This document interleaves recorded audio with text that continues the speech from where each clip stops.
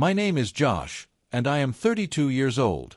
If you have ever been the afterthought of the family, the forgotten extra chair, or the relative who says, "Oh, right, he's here," then you will certainly understand the very essence of how this story starts. The members of my family have always possessed a weird gift, an unusual ability to make me feel as though I never quite completely belonged, as if I were permanently out of sync with their rhythm. This has been the case throughout my whole life. The golden child, the known troublemaker, or even the cherished baby of the family was never me. I could never have been any of those things. I was only the placeholder, the person who dutifully showed up, smiled politely, and discreetly, almost invisibly, settled the ever-increasing restaurant bills. I was the one who was responsible for the restaurant expenses. In my entire life, I have never lost my temper or been into a heated disagreement. In the context of my family's particular dynamic, the fact that I just existing appeared to irritate them considerably more than any overt act of rebellion could have brought about.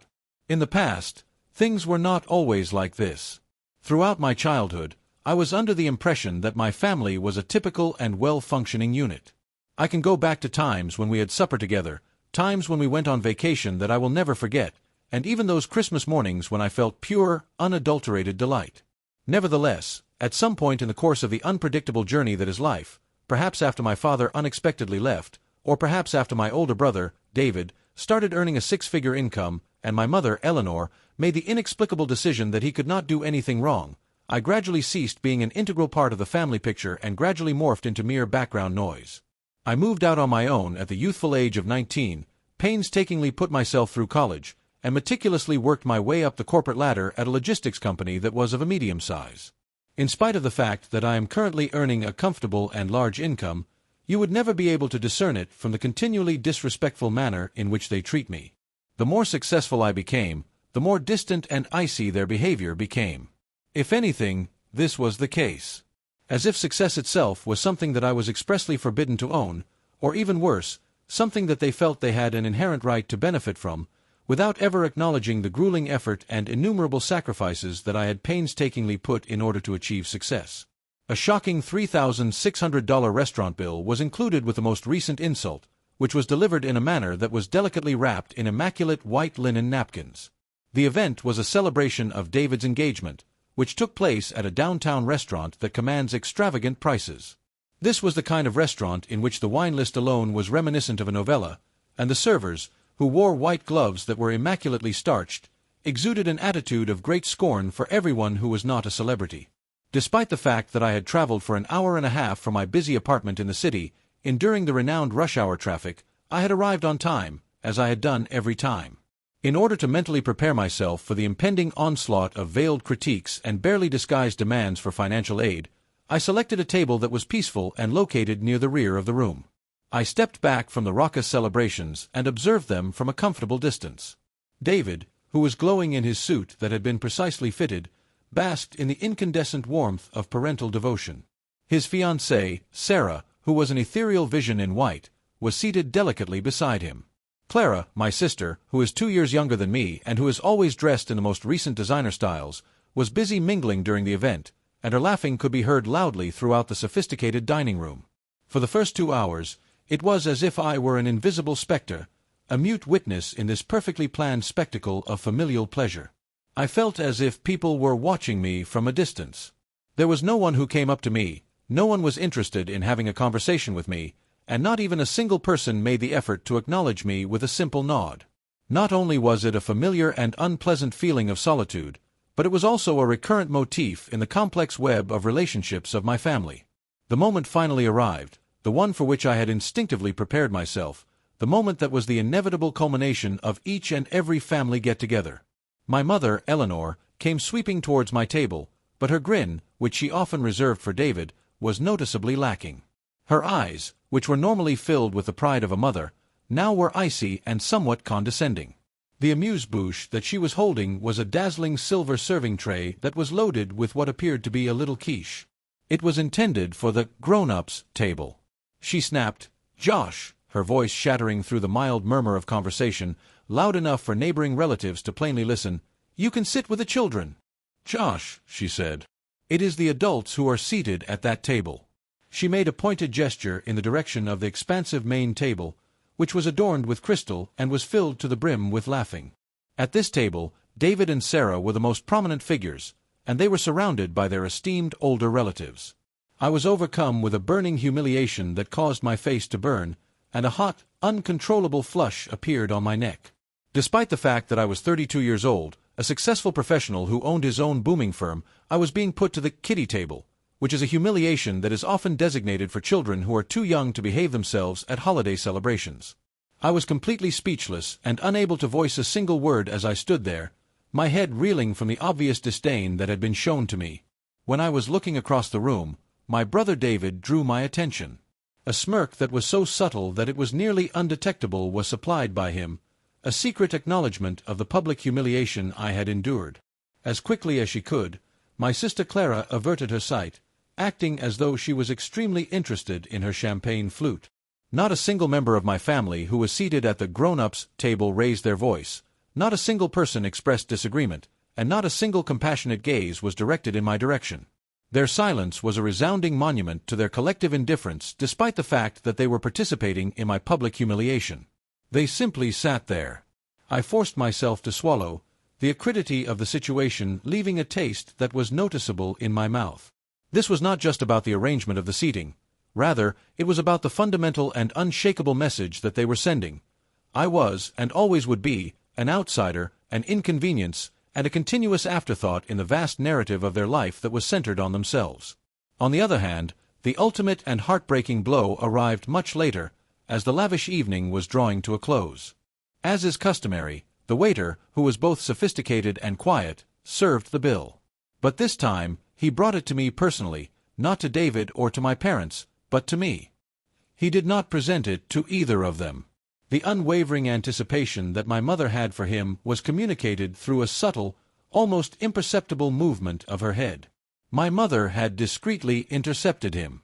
For a single supper, the total came to an astounding $3,600, which is more than a fortune in and of itself. I cast a quick glance in the direction of my parents, who did not appear to be aware of the presence of the waiter because they were currently engaged in a raucous conversation with David and Sarah. I turned my attention to David, who was already deeply involved in a passionate conversation about his upcoming honeymoon.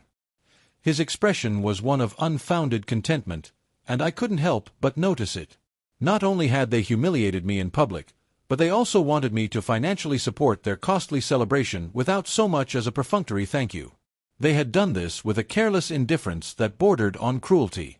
It was a pattern that was painfully familiar to them, and it was a recurrent demonstration of their deeply established sense of entitlement. In the depths of my being, a tranquil rage that was icy and unyielding started to simmer. A little tremor ran through my fingers as I presented my credit card to the server. I had just gotten it out of my wallet. While he was processing the money, Eleanor's attention was drawn to me. She smiled in a way that was both knowing and little, displaying a smug air of triumph. She appeared to be saying, "See, Josh," with her eyes. "You always do what we expect, don't you?" On the other hand, this time, a major change had taken place. Certainly, this was not the surrender that she had imagined. This was a landmark moment in time. My modest, defiant gesture of independence consisted of signing the credit card slip and adding a big gratuity in a careful and methodical manner. Then, without uttering a single word of farewell and without casting a glance in the opposite direction, I walked out of that luxurious restaurant and into the chilly, unforgiving night, leaving behind the oppressive weight of their expectations, their scorn, and their terrible ingratitude. I didn't go right back to my house. Instead, I drove to a park that was peaceful and secluded, and it overlooked the skyline of the city.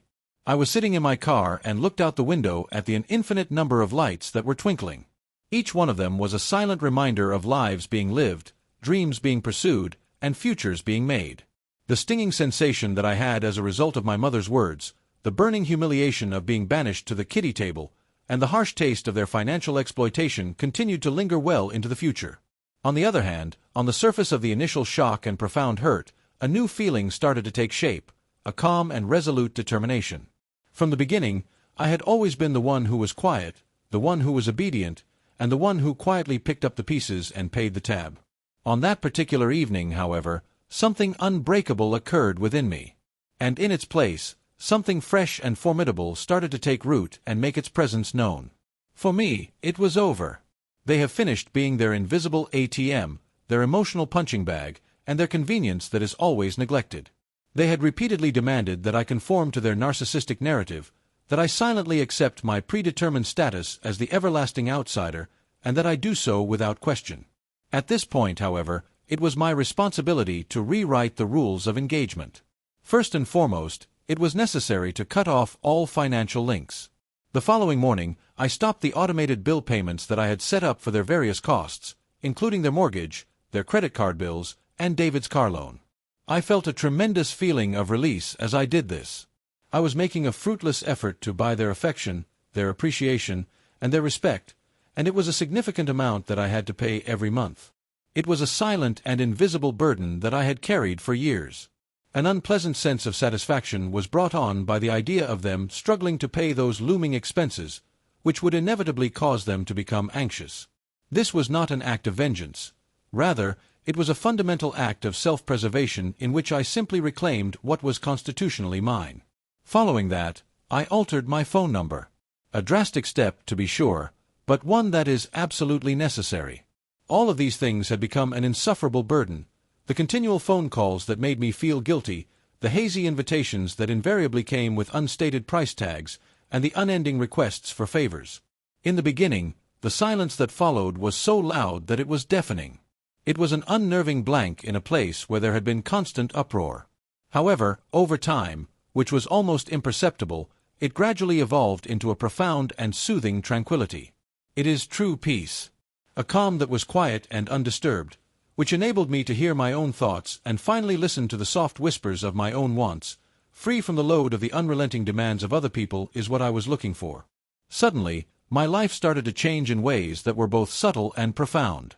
I increased the amount of time I spent with true friends, the kind of friends who inquired about my well-being without expecting anything in return, the ones who applauded my achievements without showing any sign of jealousy, and the ones who provided genuine consolation to me when I was having times of vulnerability. I decided to revive a long-forgotten interest that I had ignored for a long time: photography.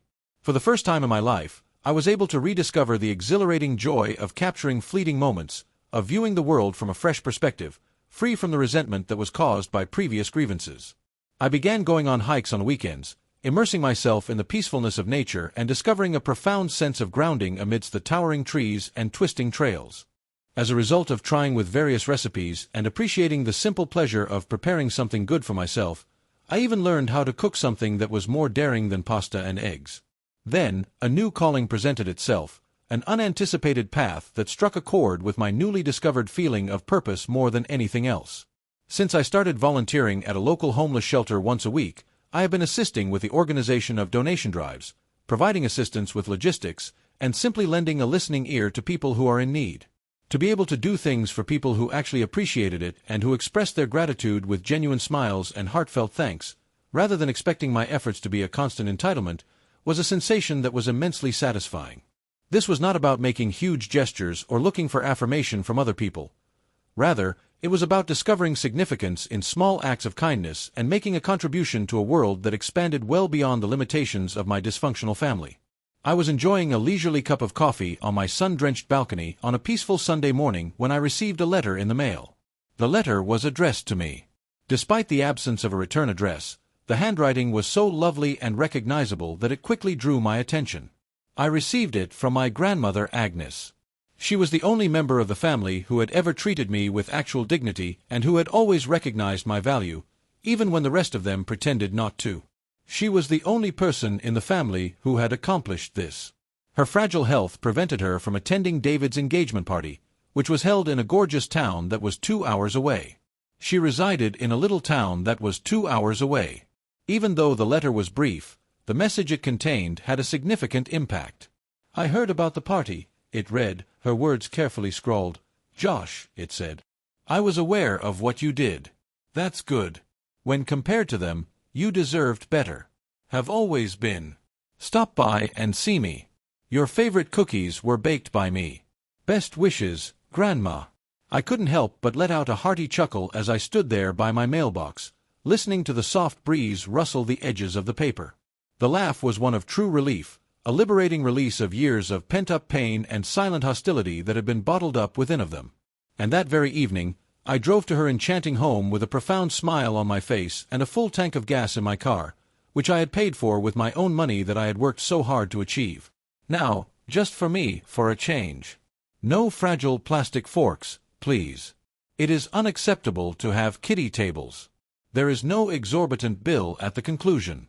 Just a nice chair eagerly waiting by the crackling fireplace, next to someone who had always, indisputably, realized my true worth, even when the rest of them purposefully chose to disregard it. Not anymore was I the forgotten placeholder, the perpetual outsider. I was no longer that. After a very long time, I was finally at home. And in that very instant, while I was being gently embraced by Grandma Agnes, I finally came to the realization that true belonging is not about bloodlines or the demands of society. Rather, it is about profound acceptance, unwavering love, and the quiet, unyielding certainty that you are, without a doubt, seen.